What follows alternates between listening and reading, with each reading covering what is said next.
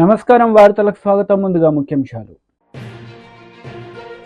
Congress leader Jeevan Reddy press meet, పలు అంశాలపై వివరణ.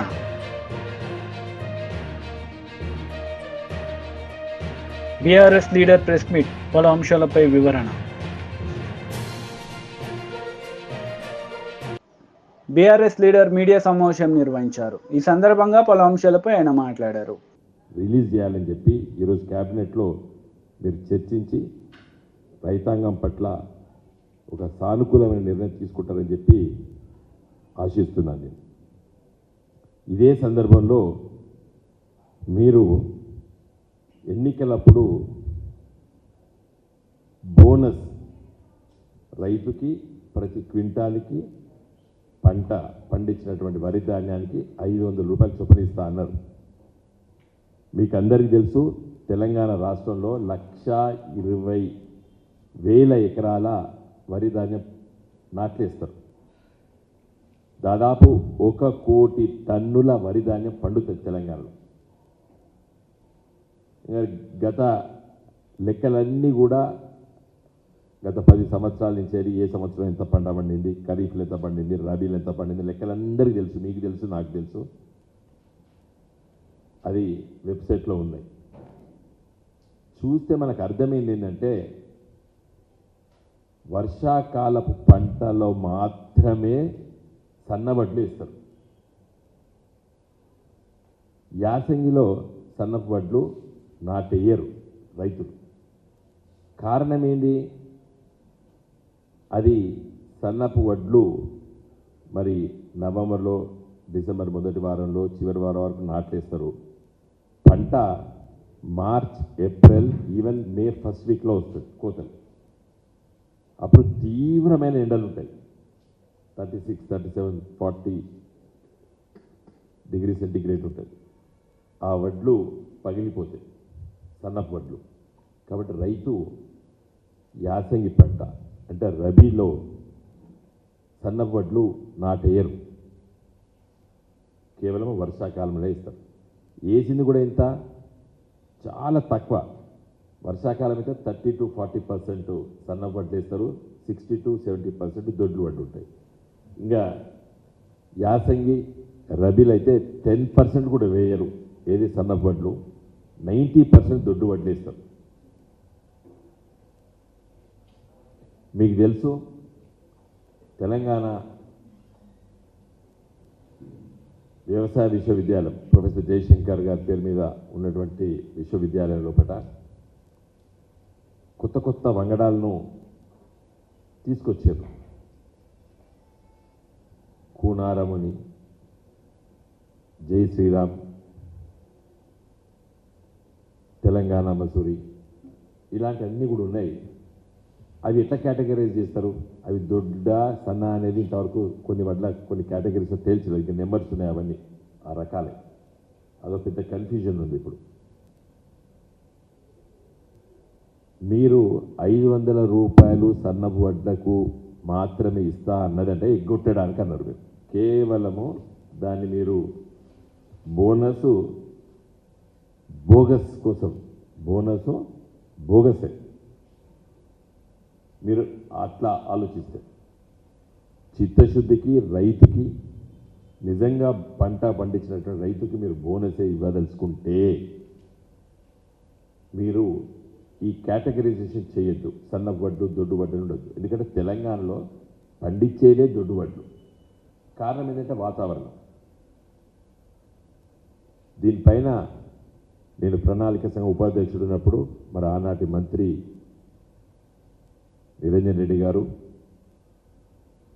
వ్యవసాయ శాఖ అధికారులు, సైంటిస్టులు అందరం కూర్చొని ఆలోచించినాం. అసలు ఈ మనకు ఉన్నటువంటి వాతావరణం పట్టుకొని ఏదైనా రబీ అంటే యాసంగి పంట ప్రీపోన్ చేసుకోవచ్చా? కేసీఆర్ గారు చాలా సీరియస్గా ఆలోచించారు దీని మీద. చలికాలం నాటు వేసిన తర్వాత పెరగదు, చలికి పెరగదు. కాబట్టి లేట్ ప్లాంటేషన్ జరుగుతుంది. లేట్ ప్లాంటేషన్ అయ్యేసరికి ఈల్డ్ లేట్గా మార్చ్ ఎండింగ్, ఏప్రిల్, మేలో పోతుంది. పోయేసరికి ఎండ తీవ్రత అవుతుంది. కాబట్టే వడ్లు పగిలిపోయి నూకలైతుంది. కాబట్టి దీన్ని ఏ విధంగా అరికట్టాలని చెప్పి రీసెర్చ్ చేయమని చెప్పి కూడా మరి ఆనాటి ప్రభుత్వము కేసీఆర్ గారి నాయకత్వాన నిరంజన్ రెడ్డి గారు, నేను ప్రణాళిక సంఘం ఉపాధ్యక్షుడిగా సైంటిస్టులతో చర్చించినాం. జగిత్యాల, అదేవిధంగా మన కూనారం, మన agricultural Warangal research station and agricultural university Rajendra Nagar ఇలాంటి డిస్కస్ చేసినాం. కాబట్టి మీ మనసు పెట్టండి, మనసు పెట్టి ఆలోచించాలి దీని మీద. ఊరికే గడబడి చేసి తిట్ల వర్షంతో సమస్య పరిష్కారం కాదు ఇది. తిట్ల వర్షంతో సమస్య పరిష్కారం కాదు. కొంచెం సీరియస్గా ఉండాలి దీని మీద. నేను అందుకే క్యాబినెట్లో కొంచెం మంచిగా డిస్కస్ చేసి ఏ వరి ధాన్యం ఇంత కొనాలి, ఎట్లా కొనాలి, రైతుకు పెట్టుబడి అంటే రైతు బంధు ఎప్పుడు ఇవ్వాలి అనేది చాలా ఇంపార్టెంట్. మీరు ఇచ్చినటువంటి మొదటిదానికి ఇచ్చేది. కాంగ్రెస్ నేతలు మీడియా సమావేశం నిర్వహించారు. ఈ సందర్భంగా పలు అంశాలపై వారు మాట్లాడారు. ముందు జరుగుండేదని చెప్పంటుండేది. జాప్యం కావడానికి కారణం ఏదైతున్నదో ఒక విధంగా దీన్ని దేశంలో మత విద్వేషాలు రెచ్చగొట్టబడే విధంగా రాజకీయ స్వార్థాన్ని మలుచుకునే ప్రయత్నం చేయడంతో ఈ అంశము ఇవాళ ఇంత తీవ్రతరమైందని చెప్పంటున్నాను. వీళ్ళ దేశంలో ఏదైతుందో ఒక ధార్మిక బోధన, ఒక ధార్మిక చింతన ప్రజానీకానికి కల్పింప చేయాలని ఆలోచన చేసింది రాజీవ్ గాంధీ గారు అని చెప్పి అంటున్నా. It was the Rajiv Gandhi when he was prime minister. వాళ్ళు మీకు దూరదర్శన్లో ఏదైతుందో రామాయణ మహాభారత్ సీరియల్స్ టెలికాస్ట్ చేయబడ్డది. ఎప్పుడు టెలికాస్ట్ చేయబడ్డది? వీళ్ళు Rajiv Gandhi was prime minister. వీళ్ళు రామాయణ మహాభారత్ ధార్మిక ఆలోచన విధానం సమాజానికి తెలియపబడే విధంగా, హిందూ ధార్మిక ఆలోచన విధానం సమాజం తెలియజెప్పబడే విధంగా ఏదైతుందో దూరదర్శన్లో టెలికాస్ట్ చేయబడ్డది. It was when Rajiv Gandhi was the prime minister. మీరు వాస్తవాలను వక్రీకరింప చేయబడే విధంగా, వాస్తవాలను కన్వరు చేయబడే విధంగా ఇవాళ యాజ్ ఇఫ్ ఏదైతుందో బీజేపీ వచ్చిన తర్వాత, మోడీ గారు వచ్చిన తర్వాతనే రామ మందిర నిర్మాణానికి అంకురార్పణ జరిగింది. రామ మందిర నిర్మాణానికి అంకురార్పణ జరిగింది రాజీవ్ గాంధీ గారు ప్రధానమంత్రి ఉండగా. వాళ్ళ అయోధ్యలో రామ మందిర నిర్మాణానికి అంకురార్పణ జరిగింది, శిలాన్యాస్ చేయబడింది. ఎప్పుడు? It was 1989 when Rajiv Gandhi was the Prime Minister. అప్పుడు I think Buta Singh was the union home minister. Buta Singh was union home minister. Buta Singh అందులో పాల్గొనడం కూడా చెప్పంటున్నాను నేను. ఈ అంశాలను వివాదాస్పదం చేయడానికి ప్రయత్నం చేస్తుంది భారతీయ జనతా పార్టీ అని చెప్పంటున్నాను నేను. ఇవాళ ఏదైతుందో మళ్ళీ కాంగ్రెస్ గెలిస్తే రామ్ లల్లా టెంట్ కిందకి వస్తుంది. ఇదంతా ఏది నీ ఆలోచన? వీళ్ళ మందిర నిర్మాణము, పూజలు అనేది ఏదైతుందో ఇది హిందువుల ధార్మిక ఆలోచన. ప్రతి ఒక్క హిందూ ఏదైతుందో హైందవ సాంప్రదాయం తప్పకుండా శ్రీరామచంద్ర ప్రభువుని ఏదైతుందో ఆరాధిస్తాడు. శ్రీరామచంద్ర ప్రభువును ఆరాధించడం అనేది ఏదైతుందో ఇది హైందవ సాంప్రదాయం అని చెప్పంటున్నా, హిందూ సాంప్రదాయం అని చెప్పంటున్నా. యాజ్ ఇఫ్ నువ్వు ఒక్కడవే దేవుని కొలుస్తున్నాడు భావిస్తే ఇట్లా అని చెప్పంటున్నా. వీళ్ళ సమాజంలో ఉన్న ప్రతి హిందూ ఏదైతుందో శ్రీరామచంద్ర మూర్తిని ఏదైతుందో ఒక ఆదర్శవంతమైనటువంటి ఒక దేవునిగా ఆరాధిస్తారని చెప్పంటూ నేను. ఇవాళ తండ్రి మాట జవదాటని కొడుకు కుమారుడు శ్రీరామచంద్ర ప్రభు, అన్నదమ్ములకు ఆదర్శంగా నిలిచేది శ్రీరామచంద్ర ప్రభు అని చెప్పంటూ నేను. ఏకపత్ని వ్రతుడు ఏదైతుందో శ్రీరామచంద్ర ప్రభు అని చెప్పంటూ నేను. వీళ్ళ పాలనలో ఏదైతుందో ఒక ప్రజాస్వామ్య పాలన, ప్రజాభిప్రాయానికి విలువనిచ్చింది శ్రీరామచంద్ర ప్రభు అని చెప్పంటున్నా.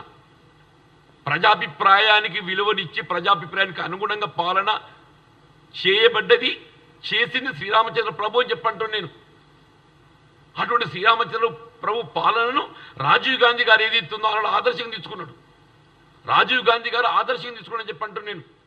Just you go back to his speeches 1989. ఆయన ఏదైతుందో మీకు ఆయన ధార్మిక ఆలోచన ఇవాళకి కాదు, దూరదర్శన్ అయితే ఇవ్వాలి కాదు కదా. దూరదర్శన్ మీకు భారత ప్రభుత్వం సలహాల సూచనలకు అనుగుణంగా టెలికాస్ట్ చేస్తుంది కదా. దూరదర్శన్ ఏ కార్యక్రమం టెలి సీరియల్సే మీకు బ్రాడ్కాస్ట్ టెలికాస్ట్ చేయాలన్నా కానీ కేంద్ర ప్రభుత్వ ఆలోచన విధానానికి అనుగుణంగా ఇలా రామాయణ మహాభారత సీరియల్స్ టెలికాస్ట్ చేయబడ్డది ఎవరి ఆలోచనకు అనుగుణంగా టెలికాస్ట్ చేయబడ్డాయి? రాజీవ్ గాంధీ గారి యొక్క ఆలోచన విధానానికి అనుగుణంగా టెలికాస్ట్ చేయబడ్డాయి. అటువంటి ఒక వాస్తవాలను వక్రీకరించే విధంగా కప్పిపుచ్చబడే విధంగా ఇలా కాంగ్రెస్ పార్టీ అయితే కమిటెడ్ ఇలా మత సామరస్యానికి కట్టుబడినటువంటి ఒక రాజకీయ పార్టీగా కాంగ్రెస్ పార్టీ ఏదైతుందో ఒక లౌకిక విధానానికి కట్టుబడి వీళ్ళ ముందుకు పోతుంది. వీళ్ళ హిందువుల మనోభావాలను సాంప్రదాయాలను గౌరవించే ఒక రాజకీయ పార్టీ కేవలం దేశంలో ఏదైతుందో కాంగ్రెస్ పార్టీ మాత్రమే చెప్పంటున్నా. హిందువుల మనోభావాలను సాంప్రదాయాలను గౌరవించే ఒక రాజకీయ పార్టీ కేవలం కాంగ్రెస్ పార్టీ మాత్రమే చెప్పక తప్పదని చెప్పంటున్నా. It is the Gandhi family, it is the Gandhi family I'm telling. మీకు మోడీ గారికి ఏదైతుందో రాజీవ్ గాంధీ యొక్క ఆలోచన విధానం తెలుసుకో ప్రయత్నం చేయి. It was certified by Subrahmanya Swamy. ఇప్పుడు సుబ్రహ్మణ్య స్వామి గారు ఏదైతుందో is alive. Subrahmanya Swamy is alive. Subrahmanya Swamy himself discuss with the media. నిజంగా రాజీవ్ గాంధీ గారికి ప్రతిగుండి ఆయనకి తిరిగి అధికారానికి వచ్చి ఉంటే వీళ్ళ అయోధ్యలో రామ మందిరం would have been built long back అని చెప్పని సుబ్రహ్మణ్య స్వామి హిమ్సెల్ఫ్ కామెంటెడ్. సుబ్రహ్మణ్య స్వామి అయితే is not Congress man, is not Congress man. వీళ్ళ కేవలం మీ రాజకీయ స్వార్థం కొరకు ఏదైతున్నదో వీళ్ళ కాంగ్రెస్ పార్టీ ఇవాళ నువ్వు మందిర నిర్మాణం చేయగలిగిన అని చెప్పంటే కేవలం న్యాయస్థానం తీర్పును ఆసరా చేసుకొని మందిర నిర్మాణం చేయడం జరిగింది. ఇవాళ అయోధ్యలో రామ మందిర నిర్మాణం చేయటానికి మూలం న్యాయస్థానం తీర్పు. ఆనాడైనా ఈనాడైనా రాజీవ్ గాంధీ గారు ఏదైతుందో అయోధ్యలో రామ మందిరం రామ్లల్లా దర్శనానికి అనుమతి ఇవ్వడానికి నిర్ణయం తీసుకున్నది న్యాయస్థానం తీర్పులకు అనుగుణంగా. ఆనాడు దానికి అనుగుణంగానే శిలాన్యాసకు అనుమతి ఇవ్వడం జరిగింది. ఇవాళ మళ్ళీ టీడీపీ పోలిట్ బ్యూరో సభ్యులు వర్ల రామయ్య మీడియా సమావేశం నిర్వహించారు. ఈ సందర్భంగా సీఎం జగన్ రెడ్డిపై మండిపడ్డారు. ఎలక్షన్ కమిషన్ డీజీ గారు ప్రపోజ్ చేసిన ప్రతిపాదనలన్నీ అంగీకరిస్తూ వాళ్ళ మీద చర్యలు తీసుకున్నారు. ఇప్పుడు తప్పు ఎవరిది? జగన్మోహన్ రెడ్డి గారు. గతంలో ఒకే రోజు డీజీపీని, చీఫ్ సెక్రటరీని, ఇంటెలిజెన్స్ డీజీని, పలువురు ఎస్పీలని 2019లో ట్రాన్స్ఫర్లు చేస్తే ఆ పదవుల నుంచి తొలగిస్తే అబ్బో ఎలక్షన్ కమిషన్ బ్రహ్మాండంగా చేస్తుందన్న జగన్మోహన్ రెడ్డి గారు ఈ రోజున ఒక టెయింటెడ్ ఆఫీసర్స్ కొంతమందిని తొలగిస్తే ఎన్నికల కమిషన్ మీద దాడి చేస్తారా? ఇది న్యాయమా? మీ అధికారులు కాదా కారణం ఈ అరాచకానికి? అసలు మీరు ఇచ్చిన పోస్టింగ్స్ ఏంటి? ఇప్పుడు ఒకటి అరెస్ట్ చేశారు, సస్పెండ్ చేశారు కొంతమంది అధికారులని. ఇందులో సగం మంది మీ వాళ్ళేనండి. కులం పేరు చెప్పడానికి నేను చాలా బాధపడుతున్నాను. మీరు రేట్ చేశారు కనుక, మీరు నర్సరావుపేట ఎస్పీ కులం గురించి మీరు మాట్లాడారు కనుక నేను మాట్లాడుతున్నా. కులం గురించి మాట్లాడటం మా పార్టీ నైజం కాదు, మా పార్టీ పద్ధతి కాదు. సస్పెండ్ అయిన ఈ పనికిరాని అధికారులుగా లిస్టు కాబడిన 12 మందిలో 6 మీ కులం వాళ్ళే. ఇప్పుడేం సమాధానం చెబుతావు జగన్మోహన్ రెడ్డి గారు? కులాల గురించి మీరు ఎలుగెత్తిన మాట్లాడినట్టుగా, అబద్ధాలు అసత్యాలు మాట్లాడినట్టుగా ఎవరన్నా గతంలో మాట్లాడారా? 2 డిఎస్పీలని కమ్మారినేస్తానండి. తమ్ముడు ఇటు చూడమ్మా, ప్రెస్ సోదరుడు, 2 కమ్మారిని డిఎస్పీలను వేస్తే 33 కమ్మారు, 33 కమ్మవాళ్ళని వేసుకున్న చంద్రబాబు అని చెప్పి మీరు ఎంత ప్రచారం చేశారండి, ఎంత గగ్గోలు పెట్టారండి. అదే మీరు ముఖ్యమంత్రిగా మీ శాసనసభలో 2 కమ్మారు డిఎస్పీలు అని చెప్పారు మీరు సభానాయకుడిగా ఉన్నప్పుడు. ఎంత సిగ్గుచేటు! దీనికి ఏమి సమాధానం చెబుతారు? అందుకే నేను అన్నాను, దొంగ అని అరుస్తున్నది మీకు బాగా సూట్ అవుతుంది జగన్మోహన్ రెడ్డి గారు. ఈ తొలగించిన అధికారులందరూ ఏం చేస్తున్నారండి? వీళ్ళ బతుకులు ఎవరికి తెలియవండి? డీజీపీ రాజేంద్రనాథ్ రెడ్డి గారు ఎక్కడ కూర్చుంటున్నారండి? పిఎస్ఆర్ ఆంజనేయులు గారు ఇంటెలిజెన్స్ అడిషనల్ డీజీ ఎక్కడ కూర్చుంటున్నారండి? కొల్లి రఘురామరెడ్డి గారు ఎక్కడ కూర్చుంటున్నారండి?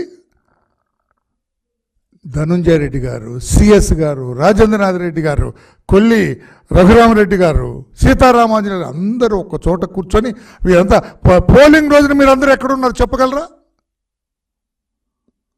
రాజేంద్రనాథ్ రెడ్డి గారు మీరు చెప్పగలరా పోలింగ్ రోజున మీరు ఎక్కడున్నారు?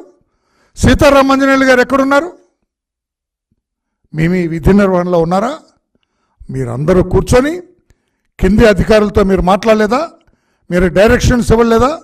మీ కాల్ డేటా ఇవ్వడానికి సిద్ధమా మీరు? నేను అడుగుతున్నా ఈ రోజున చీఫ్ సెక్రటరీ గారిని, జవహర్ రెడ్డి గారిని నేను అడుగుతున్నా, మీకు చిత్తశుద్ధి ఉంటే వీళ్ళ కాల్ డేటాస్ వెరిఫై చేయించండి. డీజీపీ గారిని నేను అడుగుతున్నా, మీకు చిత్తశుద్ధి ఉంటే సీతారామాంజనేయులు, కొల్లి రఘురామరెడ్డి, డీజీ రాజేంద్రనాథ్ రెడ్డి గారు వీళ్ళ కాల్ డేటాస్ వెరిఫై చేయండి. పోలింగ్ రోజున ఎంతమంది అధికారులతో వీళ్ళు మాట్లాడారు? What made them to talk to them? కింద అధికారులతో ఎందుకు మాట్లాడు? ఏసీబీ డీజీపీ అసలు ఎందుకు మాట్లాడతాడు? రాజేంద్రనాథ్ రెడ్డి ఏసీబీ డీజీ అండి. ఏసీ అవినీతి పనులు పట్టుకునేదేం లేదు. ఆ రోజున ఎలక్షన్ రోజున లంచాలు తీసుకున్న అధికారులు కూడా ఆ రోజు ఎవరు వాళ్ళు పోలింగ్లో బిజీగా ఉంటారు. ఆ రోజున మీరు ఎంతమంది అధికారులతో మాట్లాడారు? అంటే మీ అధికారాన్ని అడ్డుపెట్టుకొని క్రింది స్థాయి అధికారులను బెదిరించారా? వైఎస్ఆర్ పార్టీకి అనుకూలంగా చేయమని ఇన్స్ట్రక్షన్స్ ఇచ్చారా? లేకపోతే మీ అధికారాన్ని ఉపయోగించి వాళ్ళని ఇబ్బంది పెడతామని బెదిరించారా? ఏం చేశారు? మీ కాల్ డేటా తీయండి.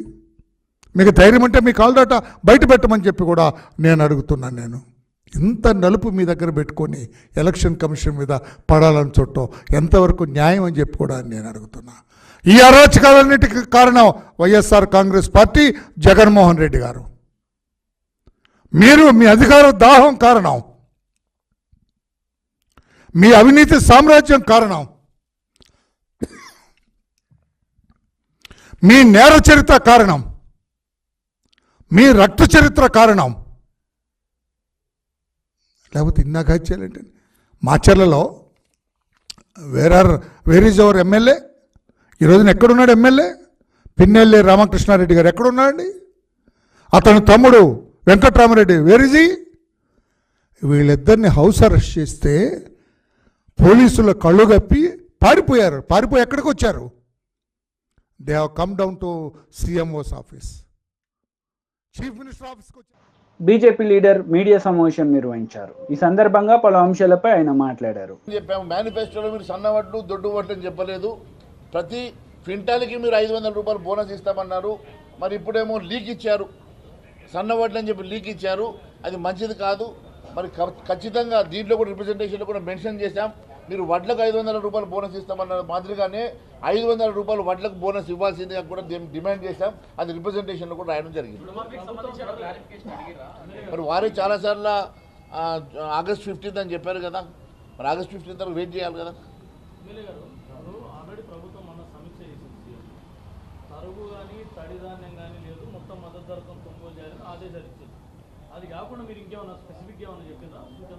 అది ఆదేశాలు ఇచ్చినా కూడా ఇంప్లిమెంట్ గ్రౌండ్లో జరుగుతలేదు. మీరు దీన్ని స్పెసిఫిక్ రివ్యూ చేయాల్సినటువంటి అవసరం ఉన్నది. మరి ఇక్కడ ఉన్నటువంటి మంత్రి గారు ఏం ఆదేశాలు ఇస్తూ ఉన్నారో, మరి మీరు ఏ రకంగా ఇది చేస్తూ ఉన్నారో మంత్రి గారిని కూర్చోబెట్టుకొని అధికారులను పిలిపించుకొని దీన్ని స్పెసిఫిక్గా రివ్యూ చేసి గ్రౌండ్ రియాలిటీస్ మీరు వాస్తవాలు తెలుసుకొని అక్కడ ఖచ్చితంగా 1 కిలో కూడా తరుగు లేకుండా గతంలో మీరు ఏదైతే చెప్పారో అదే మాదిరిగా కొనుగోలు చేయాల్సిందిగా మేము మరి వారికి చెప్పడం జరిగింది. వారు కూడా అధికారులను వెంటనే పిలిపించుకొని మాట్లాడడం జరిగింది.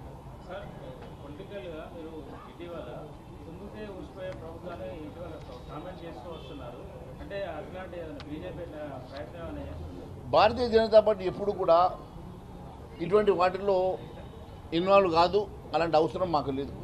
ఈ రాష్ట్రంలో ఈ దేశంలో అత్యధిక రాష్ట్రాల్లో ముఖ్యమంత్రి ఉన్నటువంటి 10 సంవత్సరాలు మచ్చలేక కుంభకోణాల తావు లేకుండా 10 సంవత్సరాలు ఈ దేశాన్ని ఏలుతున్నటువంటి భారతీయ జనతా పార్టీ రాబోయే 3వ సారి మళ్ళీ మోడీ గారి ప్రధానమంత్రి అవుతున్నటువంటి సందర్భంగా ఎప్పుడైనా గుర్తుపెట్టుకోండి, ఏ రాష్ట్రంలో కూడా భారతీయ జనతా పార్టీ అన్డెమోక్రటికల్గా ఆలోచన చేయదు. మీరు కొట్టాడుకొని మీరు ఊసిపోతే మేమేం చేయాలా? మీరేమన్నా మీ మధ్యలో ఏమన్నా గొడవలు పెట్టుకొని మీ మధ్యలో సఖ్యతలు లేక మీరు కొట్టాడుకొని మీరు ప్రభుత్వాన్ని పోగొట్టుకున్నా దానికి మేమెట్లా బాధ్యతలు అవుతాం?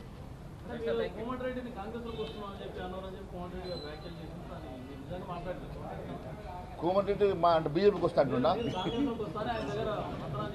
ఎవరు? అదే చెప్తున్నాను, కోమటిరెడ్డి గారు పొద్దున మాట్లాడినా సాయంత్రం మాట్లాడినా కూడా రిప్రజెంటేషన్ కూడా మరి వారికి మేము ఇవ్వడం జరిగింది. ఈ రిప్రజెంటేషన్లో చాలా స్పష్టంగా ఏ రకంగానైతే రైతులకు అన్యాయం జరుగుతూ ఉన్నదో, ఏ రకంగా మీరు ఇచ్చినటువంటి అంశాలు, ఇచ్చినటువంటి హామీలు నెరవేర్చాల్సినటువంటి అవసరం ఉన్నదో, రైతులకు మళ్ళీ ఇప్పుడు మీరు ఇవ్వాల్సినటువంటి రైతు బంధు, ఆ రైతు భరోసా పేరు మీద ఇవ్వాల్సినటువంటి డబ్బులు కూడా గతం ఇంకా పెండింగ్ ఉన్నాయి. మళ్ళీ ఇప్పుడు జూన్లో వర్షాల తర్వాత వారికి పెట్టుబడులు అవసరం ఉంటాయి కాబట్టి వెంటనే అవి రిలీజ్ చేయాల్సిందిగా కూడా ముఖ్యమంత్రి గారిని కోరడం జరిగింది. దానికి కూడా వారు సానుకూలంగా స్పందించారు. మరి వెంటనే మేము ఇమ్మీడియట్గా దీన్ని అన్ని కూడా ఫుల్ఫిల్ చేయాల్సిందిగా డిమాండ్ చేస్తూ, లేని పక్షంలో రైతుల పక్షాన భారతీయ జనతా పార్టీ పోరాటం చేస్తే తెలియజేస్తా ఉన్నాను. Thank you. రైతు బంధు ఇంకా పూర్తిగా కాలేదు. మొన్న ఎలక్షన్ కోడ్ అని చెప్పేసి కొంత ఆపారు. అది పాత రైతు బంధు, గత ప్రభుత్వము మరి ఇవ్వాల్సినటువంటి రైతు బంధులో కొంతవరకు ఇవ్వగలిగినారు, కానీ మిగిలినవంతా కూడా పెండింగ్ ఉన్నవి కూడా మరి వెంటనే ఇస్తామని. అది లేదు, మొన్న ఎలక్షన్ కోడ్ లేదు. మొన్న ముఖ్యమంత్రి గారే వేస్తున్న సందర్భంగా ఎలక్షన్ కోడ్ ఆపింది. నేను కేవలము కొంతవరకు ఇవ్వగలిగినాము, మిగిలినవంతా కూడా పెండింగ్ ఉన్నాయి కూడా వెంటనే ఎలక్షన్ కోడ్ తర్వాత ఇస్తామని చెప్పారు కదా.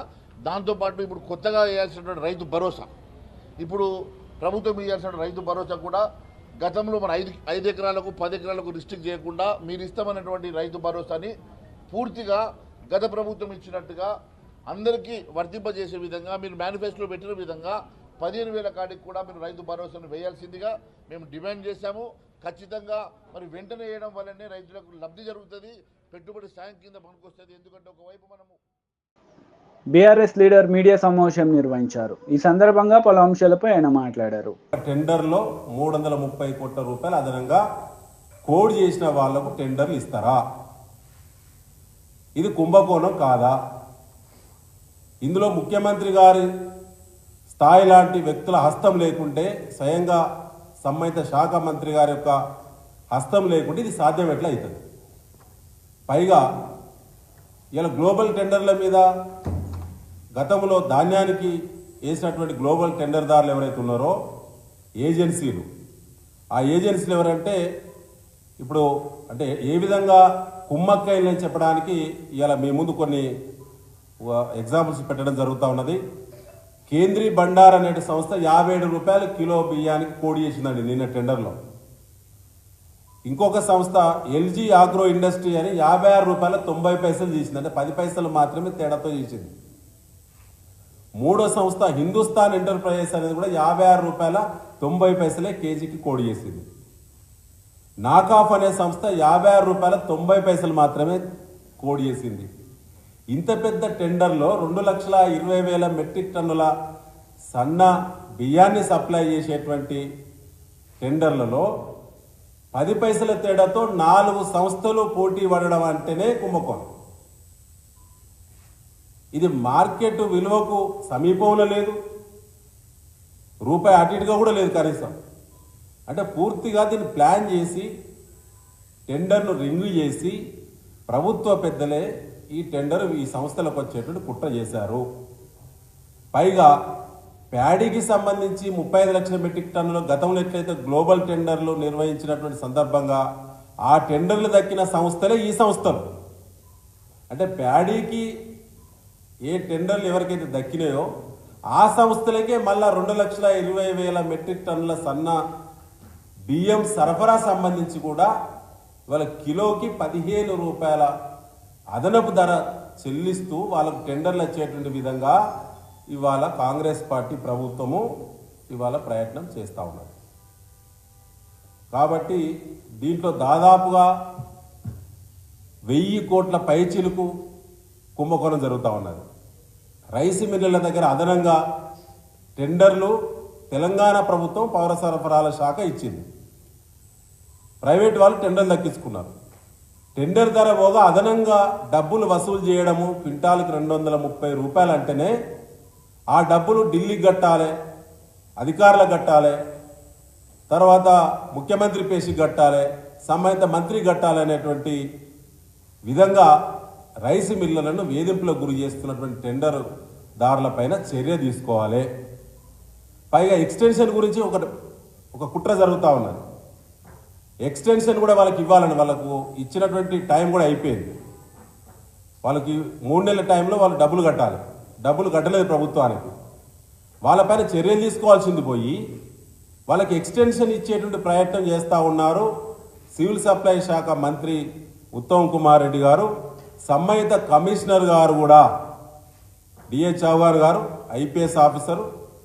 వారు తప్పకుండా కూడా మరి రూల్స్ అన్నీ కూడా ఒకసారి రివ్యూ చేసుకోవాలి. ఇవాళ ఇన్ టైంలో డబ్బులు కట్టినటువంటి టెండర్దారులపైన చర్యలు తీసుకోవాల్సింది పోయి వారికి ఈఓటీ ఇవ్వడం అనేటువంటి ప్రయత్నం చేసేటువంటి ఫైల్ నడుస్తుంది. అది సరైనది కాదు. దాని వెనుక భారీ కుంభకోణం ఉన్నది. ఇలా రైస్ మిల్లర్లను ఎవరిని అడిగినా చెప్తారు. ఇవాళ 57 రూపాయలు కోడి చేసిన సన్నబియ్యము రైస్ మిల్లర్లు కాన్సెంట్ ఇచ్చిండ్రు సివిల్ సప్లైస్ డిపార్ట్మెంట్కి. ఏమని? మేము 42 రూపాయల నుంచి 45 రూపాయల వరకు వివిధ రకాల మరి సన్న బియ్యాన్ని మేము సప్లై చేస్తాము అని చెప్పి. ఇప్పుడు నేను రవీందర్ సింగ్ గారు మేధం గతంలో సివిల్ సప్లైస్ చైర్మన్ చేసినాం. మేము ఉన్నప్పుడు ఎట్లుండేదంటే సన్నధాన్యమైనా దొడ్డు ధాన్యమైనా 20 రూపాయల తేడా ఉంటుంది ఎంఎస్పి. మీకు తెలుసు.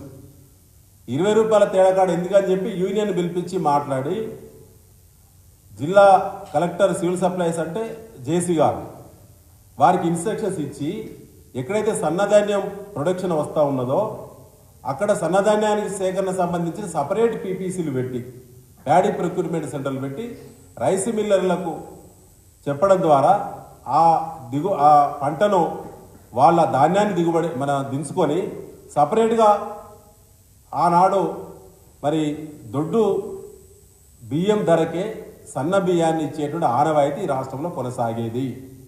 కానీ వాళ్ళ సరికొత్త పద్ధతిలో టెండర్లు అని చెప్పారు. కిలోకు 15 రూపాయలు మార్కెట్ ధర కంటే పెంచారు. సో దీని మీద రేపు ఇవాళ అధికారాలు ఉంటే పోతాయి, కానీ అధికారులు ఇలా జాగ్రత్త వహించాల్సిన అవసరం ఉంటుందనే విషయాన్ని ఈ సందర్భంగా మీ ద్వారా తెలంగాణ ప్రజానీకానికి చెప్పదలుచుకుని దీని మీద వ్రాతపూర్వకంగా చీఫ్ సెక్రటరీ గారికి, కమిషనర్ సివిల్ సప్లైస్కి వ్రాతపూర్వకమైన ఫిర్యాదు భారత రాష్ట్ర